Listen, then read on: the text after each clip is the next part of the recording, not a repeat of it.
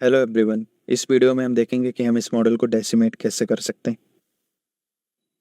तो यहाँ पे मैं इस पूरे मॉडल को डेसिमेट नहीं करूँगा क्योंकि पूरा मॉडल डेसिमेट होने में काफ़ी ज़्यादा टाइम लेगा। तो यहाँ पे मैं सिर्फ इस हेड को डेसिमेट करके आपको दिखाऊंगा कि डेसिमेशन किस तरह से काम करता है। तो यहाँ सब टूल पैक है, मैं सभी ऑब्जेक्ट्स को हाइड कर रहा हूँ और सिर्फ इस हेड को ऑन रखूँगा। और अगर मैं यहाँ जी प्लगइन पे जाऊँगा तो यहाँ पे आप देख सकते हैं कि हमारे पास ये डेसिमेशन मास्टर का एक टैब है। तो इसको मैंने यहाँ पे ओपन किया और इसको मैं यहाँ पे ड्रैग कर ले रहा हूँ।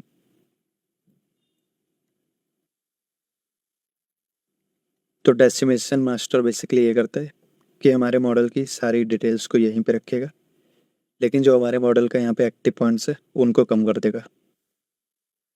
यानी हमारे फाइल का पॉलीकाउंट कम कर देगा, जिससे हमारी फाइल थोड़ी लाइट हो जाएगी, लेकिन हमारे मॉडल की डिटेल्स यहीं पे रहेंगी। लेकिन डेसिमेशन मास्टर हमें जो भी यहाँ पे पॉलीकाउंट्स देगा वो एनिमेशन के लिए बिल्कुल सही नहीं होती हैं।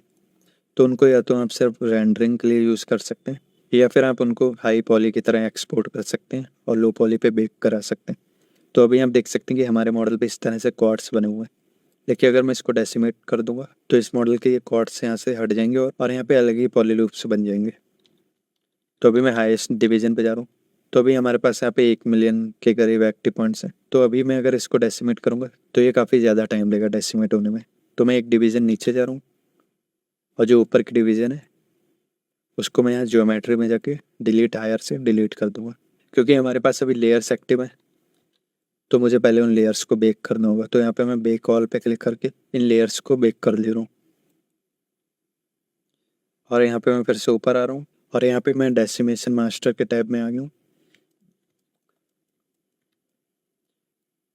तो अगर हमारे मॉडल पे यहाँ पे यूवीज होंगी और यहाँ पे मैं कीप यूवीज को ऑन रखूँगा तो हमारा मॉडल जब डेसिमेट हो जाएगा तो उसके बाद में भी यहाँ पे यूवीज रहेंगी। और अगर मैं इसको ऑफ रखूँगा तो हमारा मॉडल जब डेसिमेट होगा तो उसके बाद में यहाँ से यूवीज डिलीट हो जाएंगी। तो एक बार मैं इस मॉडल को इन्हीं सेटिंग्स के साथ में डेसिमेट कर रहा हूँ। तो अगर आपको कोई मॉडल डेसिमेट करना है तो आप यहाँ पे डेसिमेट करंट पे क्लिक कर सकते हैं, और अगर आपको सभी मॉडल्स डेसिमेट करने हैं तो आप यहाँ डेसिमेट ऑल पे क्लिक कर सकते हैं। लेकिन मुझे इस केस में यही वाला मॉडल डेसिमेट करना है। तो उसके लिए सबसे पहले तो मैं यहाँ प्री प्रोसेस करंट पे क्लिक करूँगा, जिससे कि डेसिमेशन मास्टर इस मॉडल को रीड करेगा। और अगर मैं प्री प्रोसेस ऑल पे क्लिक करूँगा तो डेसिमेशन मास्टर हमारे इस सीन के सभी ऑब्जेक्ट्स को रीड करेगा। तो अभी के लिए मैं प्री प्रोसेस करंट पे क्लिक कर रहा हूँ। तो आप यहाँ पे देख सकते हैं कि ये प्रोसेसिंग स्टार्ट हो गई है। तो यहाँ पे प्रोसेसिंग 5 सेकंड में हो गई है। और अब मैं यहाँ पे डेसिमेट करंट पे क्लिक करूँगा तो आप देख सकते हैं कि एक्टिव पॉइंट्स यहाँ पे कम हो गए। तो अगर मैं एक बार बैक करूँगा तो यहाँ पे एक्टिव पॉइंट्स जितने थे और मैं फिर से वापस आऊँगा तो एक्टिव पॉइंट्स इतने हो गए। तो यहाँ पे आप देख सकते हैं कि यहाँ पे इस तरह के शेप्स बन गए। तो आप इसके पॉलीलूप्स देख सकते हैं कि ये पहले ऐसा था और अब ये मॉडल इस तरह का हो गया। तो मैं एक बार बैक जा रहा हूँ और यहाँ पे आके यहाँ पे इसके डेसिमेशन परसेंटेज को बढ़ा सकते हैं। लेकिन अगर मैं इसको इस तरह से कम करूँगा और मैं यहाँ पे डेसिमेट कर दूँगा तो आप देख सकते हैं कि अब एक्टिव पॉइंट्स और ज़्यादा कम हो गए। और यहाँ पे आप देख सकते हैं कि कितने कम यहाँ पे पॉलीज हैं। और मैं इसको और भी ज़्यादा कम कर दूँगा और फिर से डेसिमेट करूँगा तो आप देख सकते हैं कि हमारा मॉडल इस तरह से हो गया। तो अगर आपको इस मॉडल का बिल्कुल लो पॉली कहीं पे ले जाना है तो आप इस तरह से इसको ले जा सकते हैं। तो मैं बैक आ गया हूँ। तो अगर आपके मॉडल पे यहाँ पे किसी भी तरह का पॉली पेंट्स है, बेसिकली आपने जीब्रस में रहते ही हुए अपने मॉडल पे कोई टेक्सचरिंग की है, तो आप अगर इस वाले ऑप्शन को ऑन रखेंगे तो वो टेक्सचरिंग यहीं पे रहेगी। तो मैं इसको बंद कर रहा हूँ। तो इस वाले ऑप्शन से यही होता है कि आप इसको जितना ज़्यादा या कम करेंगे आपके मॉडल पे उतनी ही ज़्यादा या उतनी ही कम नई पॉलिश आएंगी।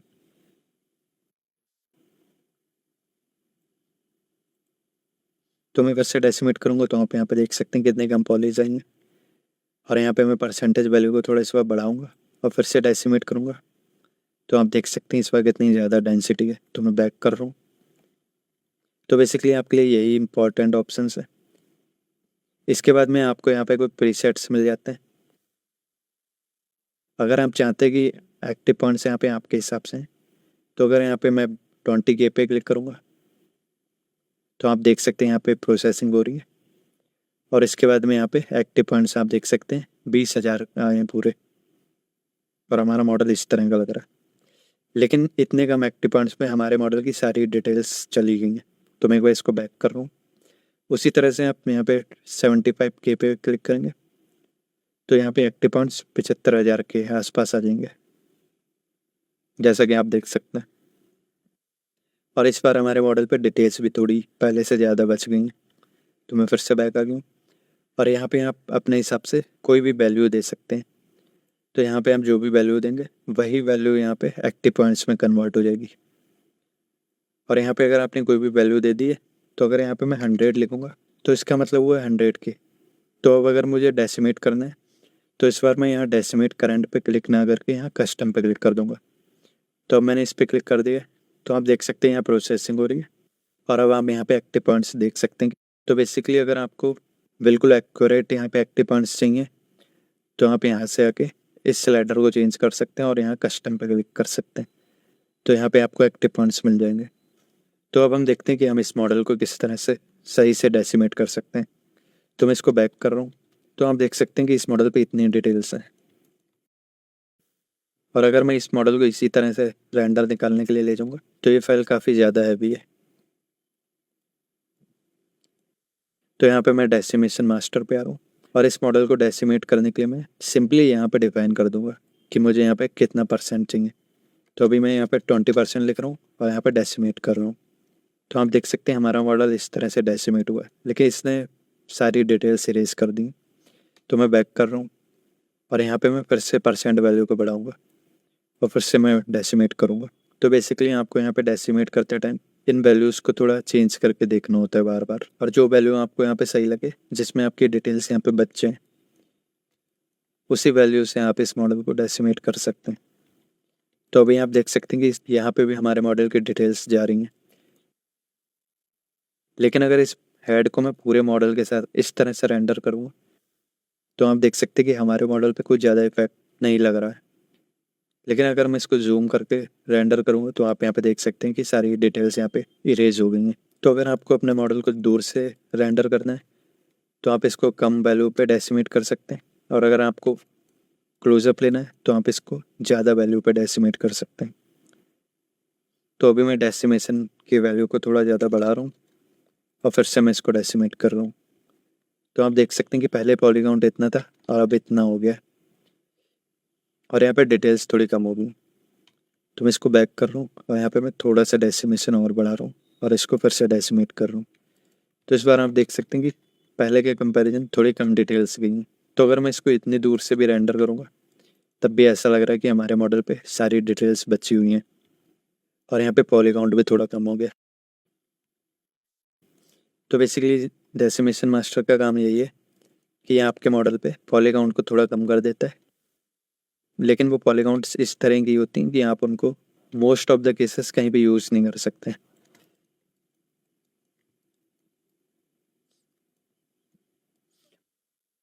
और अगर आपको इस मॉडल का कहीं एनिमेशन करना है या फिर आपको इस मॉडल का कोई अच्छा सा रेंडर निकालना है तो आप सिंपली इस मॉडल को रीटोपो कर सकते हैं, जिससे कि ये मॉडल काफ़ी लाइट भी हो जाएगा।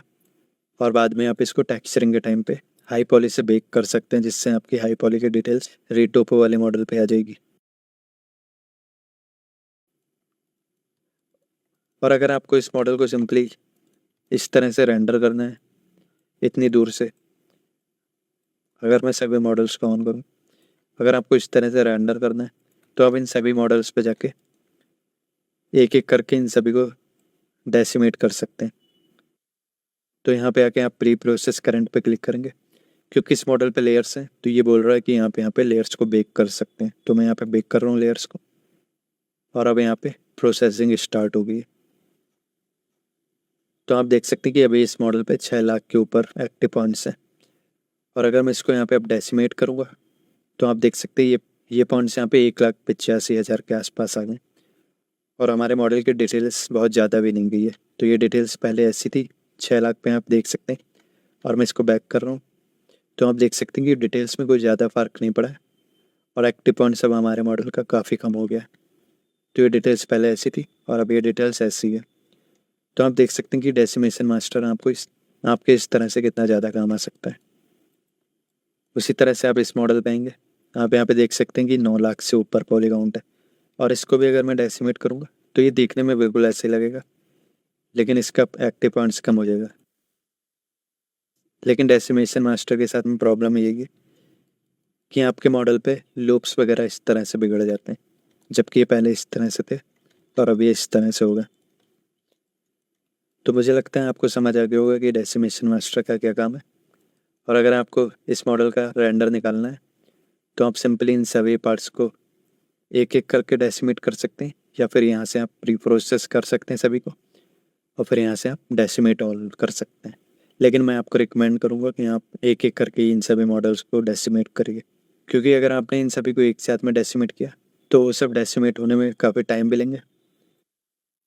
और अगर आप सभी मॉडल्स को एक साथ में ही डेसिमेट कर देंगे तो मान लीजिए अगर आपके पास कोई ऐसा मॉडल है जिसपे कि पॉलीगॉन इस तरह से 15,000 है, तो हो सकता है कि वो पॉलीगॉन कम करने के बजाय यहाँ पे ज़्यादा भी कर सकता है।